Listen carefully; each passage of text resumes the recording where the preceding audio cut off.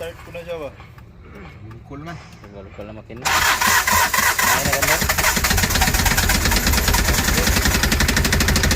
Wala. Patay. Overhaul good. So guys, ito rin yung nangyayari sa barbula niya, yung valve guide niya at saka yung valve seat. Wasak talaga yung valve seat. So issue nito, overheat. So tingnan natin yung sa gitna ng ano, may crack po siya.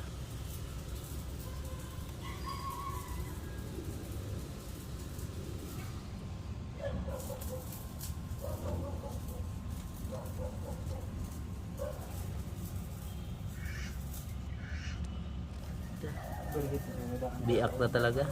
So may crack na yung sa ano, number 3. So yung number 3 niya wala na. So replace na talaga tayo nito ng cylinder head. So yung liner niya, so tingnan natin yung piston kung okay pa ba. So tanggalin na lang natin itong makina para ma-sure talaga natin kung ano pa yung makikita natin. So general overhaul na natin ito.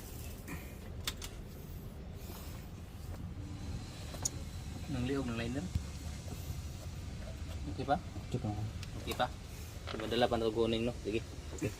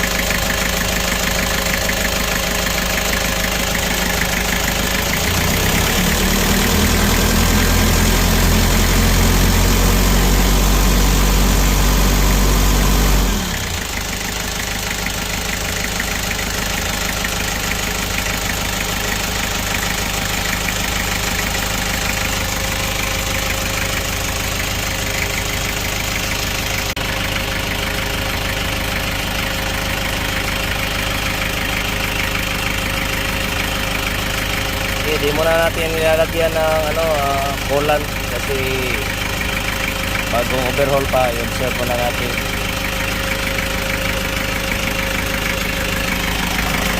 Ito yung sa deep state.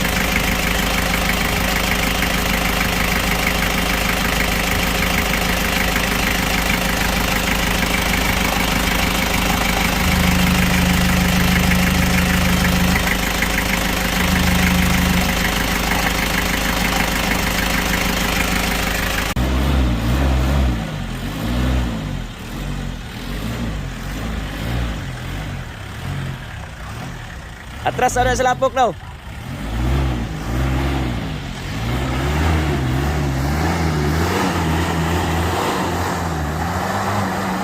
Okay. Gaan lagi day. Gamit ay 4x4.